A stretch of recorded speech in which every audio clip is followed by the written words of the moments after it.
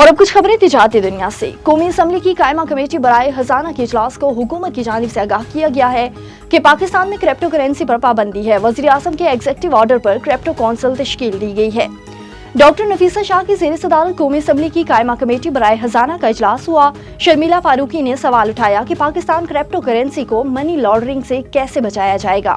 शर्मिला फारूकी ने digital currency के regulation से मुतालिक बिल पेश कर दिया। उन्होंने कहा कि क्रिप्टो करेंसी की कोई रेगुलेशन मौजूद नहीं, पाकिस्तान डिजिटल करेंसी की तरफ आगे बढ़ रहा है। क्रिप्टो करेंसी डिसेंट्रलाइजेशन हो रही है। पाकिस्तान हाल ही में financial action task force FATF की ग्रे लिस्ट से बाहर निकला है। पाकिस्तान स्टॉक एक्सचेंज में कारोबारी हफ्ते के आखिरी रोज तेजी का रुझान देखने को मिल रहा है, जबकि रुपए के मुकाबले में डॉलर की कीमत में भी मामूली कमी रिकॉर्ड की गई है।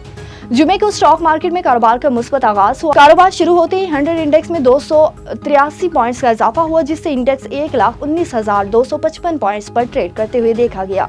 याद रहे कि गुज़श्ता रोज भी स्टॉक मार्केट में कारोबार में तेजी देखी गई। कारोबारी दिन के इख्तिताम पर इंडेक्स 1,18,972 की सतह पर बंद हुआ था। और आइंदा माली साल के बजट की तैयारी के सिलसिले में पाकिस्तान और आलमी मालियाती इदारे IMF के दरमियान वर्चुअल मुज़ाकरात आज फिर होंगे। मुज़ाकरात में तनख्वाहदार तबके और सनती शोबों को रिलीफ देने पर बात होगी। मुज़ाकरात में नए माली साल के बजट अहदाफ और मुमकिन इक़दामात पर भी तबादला ख्याल किया गया।